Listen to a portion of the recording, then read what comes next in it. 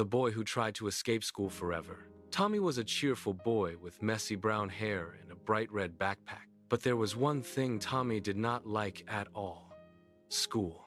Every morning when the sun peeked through his window, Tommy would pull his blanket over his head and groan. He didn't like waking up early. He didn't like homework. And he especially didn't like math. One Monday morning, Tommy sat up in bed and made a big decision. Today, he was not going to school. Not today. Not tomorrow. Not ever again. Tommy quietly climbed out of bed and tiptoed across his room. He had the perfect hiding place. He slid under his bed and whispered to himself, "If Mom can't find me, I won't have to go to school." For a moment, everything was quiet. Then, something very strange happened. Tommy suddenly heard a voice. "Good morning, class." Tommy peeked out from under the bed. Standing in his bedroom was a tall teacher with a big blackboard. Written on the board were the words, "Math time." The teacher smiled and pointed at Tommy. "What is 5 plus 5? The teacher asked. Tommy's eyes grew wide. School had followed him into his bedroom. "No way!" Tommy shouted. He quickly crawled out from under the bed and ran outside into the backyard. Tommy climbed up his favorite tree and sat on a strong branch. "This is perfect," he said happily. "School can't reach me up here." Just then, a small squirrel hopped onto the branch. But this was not an ordinary squirrel. The squirrel was wearing tiny round glasses and holding a tiny book. The squirrel cleared its throat and spoke in a serious voice. "Welcome to tree school." Suddenly, the tree leaves turned into pages, and the branches looked like desks. "Today we are learning about nature," said the squirrel. "Tommy, what animal lives in trees?" Tommy groaned loudly. "Not again!" He slid down the tree and ran back toward the house.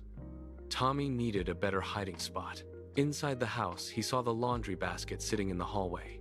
"That's it," he whispered. Tommy climbed into the basket and closed the lid. "Now nobody will find me," he said. Everything was quiet for a moment. Then he heard another voice. "Pop quiz." Max, in a blue tie, book in paw, awaited Tommy. Max wagged his tail proudly. "Question number 1, Max barked. "What letter does the word dog start with?" Tommy stared in shock. "Even my dog is a teacher now?" Tommy jumped out of the basket and ran outside again. He looked up at the sky and took a deep breath. Finally, everything seemed peaceful. The clouds floated slowly across the bright blue sky. Tommy smiled. "At last," he said. "No school here." But suddenly, the clouds began to change shape. One cloud formed the letter A.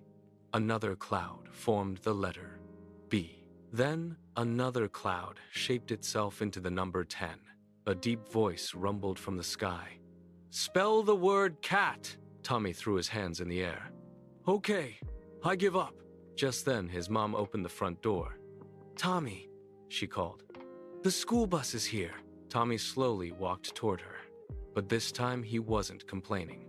Maybe school wasn't so bad after all. After all, school seemed to follow him everywhere anyway. Tommy picked up his red backpack and climbed onto the school bus. At school, he saw his friends laughing and playing.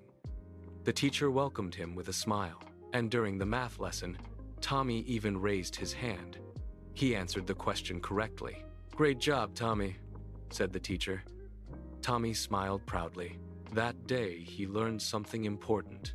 Learning can happen anywhere, and school might actually be a pretty great place after all. From that day on, Tommy never tried to escape school again. Well, at least not every Monday morning.